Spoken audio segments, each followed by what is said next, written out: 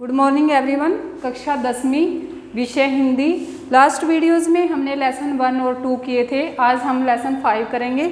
उत्साह है और इसका सेकंड पार्ट है अट नहीं रहे हैं और इसके कवि हैं सूर्यकांत त्रिपाठी निराला। यहाँ कवि इस कविता से के माध्यम से समाज में एक नई चेतना या जागृति उत्पन्न करना चाहता है और बादलों का उत्साह और शक्ति के प्रतीक के रूप में आह्वान करता है कि बादल दुखी, पीड़ित और प्यासे लोगों के दुखों को या दुखों को हर ले या उनकी इच्छाओं को पूर्ण करे। बादल गरजो, यहाँ कवि बादलों को संबोधित करते हुए कह रहा है कि ये बादल तुम जोर से गरजो, घेर घेर घोर गगन, और गगन मीन्स आकाश को घेर घेर चारों ओर से घेर कर वर्षा करो। घोर मीन्स भयानक और भयानक वर्षा करो। धाराधर ओ अरे बादल, ललित ललित तुम्हारा रूप बहुत सुंदर है, काले घुंघराले, और तुम्हारे रूप पर काले और घुंघराले बाल बहुत ज़्यादा सुशोभित हो रहे हैं। जिस प्रकार आकाश में बादल छा जाते हैं उनका रूप कैसा होता है? काला। और उसकी तुलना किससे कर दी?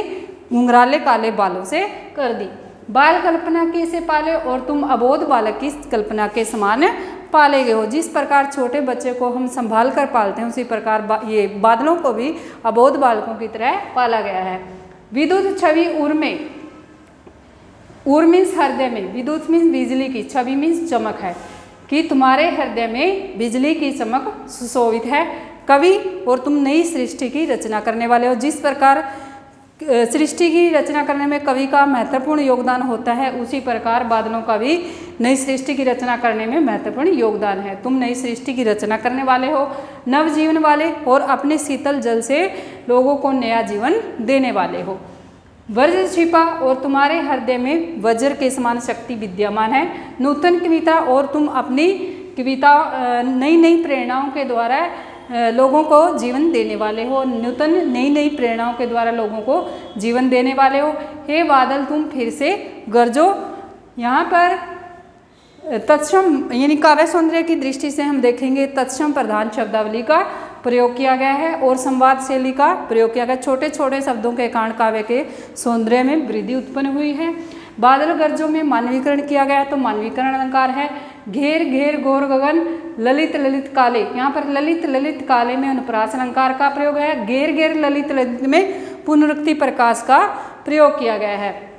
बाल कल्पना के से यहाँ पर उपमा अलंकार है और विद्युत छवि रूप में यहाँ रूपक अलंकार का प्रयोग किया गया है और यहाँ पर ओज गुण की प्रधानता देखी गई है और मुक्त छंद का प्रयोग रहा है। सेकंड पार्ट है हमारा विकल विकल उन्मन थे उन्मन, कि यहाँ पर कवि बादलों को संबोधित करते हुए कहता है कि विकल विकल, कि चारों ओर लोग व्याकुल और परेशान थे। व्याकुल यानी चारों ओर से लोग व्याकुल और बेचैन थे। उन्मत्त थे, परेशान थे। उन्मन और उनके मन उचाट हो रहे थे। विश्व के निधाग के सकल जन, और विश्व के सकल में संपूर्ण लोग, निधाग में भयंकर गर्मी से पीड़ित थे। आए अज्ञात दिशा से अनंत गगन, फिर ना जाने अज्ञात मीन्स अनजान दिशा से बादल आकाश में छा गए। तप्त धरा, यहाँ पर जब वर्षा नहीं होती, वर्षा के कारण धरती है जो वो भी दुखी होती है और जो यहाँ के लोग हैं वो भी ज़्यादा दुखी होते हैं। यहाँ पर धरती से अर्थ न लेकर लोगों की दुखों या पीड़ा से लिया गया है, इसलिए लाक्षणिक शक्ति का प्रयोग यहाँ पर रहा है। जल से फिर से शीतल कर दो और तुम अपने शीतल जल से जन जन तक ठंडक पहुँचाओ, और बादल गरजो ए बादल तुम फिर से गरजो। वही तत्सम शुद्ध तत्सम साहित्यिक शब्दावली का प्रयोग किया गया है और छोटे छोटे शब्दों के कारण कविता के सौंदर्य में वृद्धि हुआ है। नाद सौंदर्य विद्यमान है यहाँ पर, और अनंत में अनंत के दो अर्थ निकले हैं, एक आकाश के लिए और एक कवि ईश्वर के लिए। तो यहाँ पर श्लेष अलंकार का प्रयोग किया गया है और ओज गुण की प्रधानता इस में रही है। हम सेकंड पार्ट करेंगे अट नहीं रही है। यहाँ पर कवि ने फागुन मास की प्राकृतिक सौंदर्य का वर्णन किया कि फागुन के महीने में प्रकृति का सौंदर्य की मादकता का वर्णन यहाँ पर कर रहे हैं कि फागुन का जो महीना होता है बहुत ही सुंदर होता है। वहाँ पर फागुन के महीने में नए नए पत्ते जो आ जाते हैं और सब जगह लाल पीले फूल दिखाई देते हैं, और अगर मनुष्य का मन परेशान होता है तो सब जगह से प्रकृति की सुंदरता फूटती ही नजर आती है। अट नहीं रही है आवा फागुन की तन। यहाँ पर कवि कह रहे हैं कि आप फागुन मीन्स फागुन के महीने की आवा सौंदर्य या चमक अट नहीं रही है, समा नहीं रही है। यहाँ पर फागुन मास की चमक समा नहीं रही है कि तन की प्रकृति, फागुन के महीने में प्रकृति का सौंदर्य सट नहीं रहा है, समा नहीं रहा है। दोनों मीनिंग एक बार तो यहाँ फागुन की चमक के लिए लेंगे और दूसरा उसके सौंदर्य के लिए लेंगे।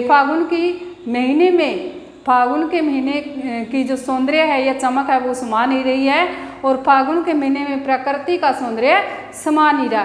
कहीं से सांस लेते हो घर घर भर देते हो, और न जाने तुम फिर कहाँ से सांस लेते हो, और अपने सांसों के सुगंध के द्वारा सुगंध से सारे घर को भर देते हो। अर्थात कवि को यहाँ पर अपनी प्रियतम या प्रिय की सुगंध अनुभव होती है, उड़ने को नमे, और तुम फिर उड़ने के ऊंची कल्पनाओं में उड़ने के लिए हमें प्रेरित करते हो, पर कर देते हो, और चारों ओर तुम्हारा सौंदर्य है जो बिखरा रहता है। आँख हटाता हूँ तो हट नहीं है, और इस प्रकृति के सौंदर्य से अगर मैं आँख हटाना चाहता हूँ तो वह नहीं हट रही, यानी मेरी आँख प्रकृति के सौंदर्य को से देखने से नहीं हट रही है। पत्तों से लदी डाल, कहीं हरी कहीं लाल, और उपवन के बाग बगीचों पर नए नए पत्ते आ गए हैं, और सब जगह तरह तरह के फूल दिखाई देते हैं। कहीं पड़ी है हूर में मंदगंध पुष्पमाला, और कहीं हृदय में या गले में सुगंधित मालाएं डली हुई हैं।